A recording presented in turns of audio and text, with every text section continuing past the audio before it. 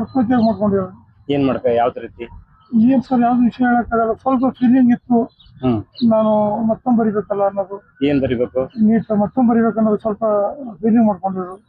ಅದೇ ಹೇಳ್ದೆವು, ಪರ್ಸೆಂಟೇಜ್ ಹೆಚ್ಚಿದ್ರೆ ಕಡಿಮೆ ಬರ್ತದ, ಏನಾದ್ರು ಮಾಡಕೈತೆ ಡಿಗ್ರಿ ಯಾವಾಗಾರೆ ಅದ್ರ ಬಗ್ಗೆ ತೆರಿಗೆ ಕಟ್ಸ್ಕೊಬೇಕು.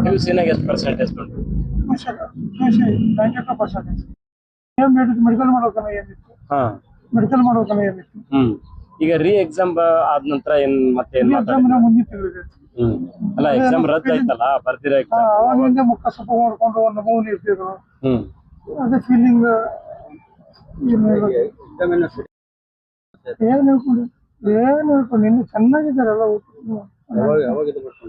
ಏನ್ ಬೆಳಿಗ್ಗೆ ಆಗಿರ್ಬೇಕು ಸರ್, ಸುಮಾರು ಏನಾದ್ರೆ 12 ಗಂಟೆ ಬೆಳಿಗ್ಗೆ ನೋಡ್ರಿ. ಡೆತ್ ನೋಟ್ ಅದೇಂತ ಏನಿಲ್ಲ ಸರ್, ಯಾರಿಗಾರ ಮೆಸೇಜ್ ಕಳಿಸೋದು, ಯಾವ್ದೇನು ಮೊಬೈಲ್ ಏನ್ ಯಾವ್ದಿಲ್ಲ. ಅಪರಂಜಿ ಬಂಗಾರ ಇತ್ತು, ಅದ್ರ ಏನು ಅದ್ರ ಬಗ್ಗೆ ಏನಿಲ್ಲ. ಸ್ವಲ್ಪ ಫೀಲಿಂಗ್ ಅದೇ ಇರ್ಬೋದು ಅಂತ ಅನಿಸ್ತದೆ. ಈಗ ನಾವು ಯಾರಿಗೂ ಅಪವಾದ ಮಾಡೋದು ಒಳ್ಳೇದಲ್ಲ. ಯಾರಿಗೂ ಅಪವಾದ ಕೊಡೋದು ಬೇಡ ಸರ್, ಯಾರಿಗೂ ಕೊಡೋದು ಬೇಡ. ಈಗ ನಮ್ಮ ವಸ್ತಿನ ಯಾರಿಗೆ ಏನನ್ನೋದ್ರೆ ಏನು ಅನ್ನೋದು ಬೇಡ, ಅನ್ನೋದು ಬೇಡ. ಎಲ್ಲ ನಮ್ಮ ವಸ್ತಿನ ಹೋಗ್ಯಾವ, ನಾವೇನು ಅನ್ನಕ್ ಬರಲ್ಲ. ಅದ್ರ ಬಗ್ಗೆ ಯಾರಿಗೂ ಬದಲ ಮಾಡೋದು ಬೇಡ, ಯಾರಿಗೂ ಅಪವಾದ ಕೊಡೋದು ಬೇಡ.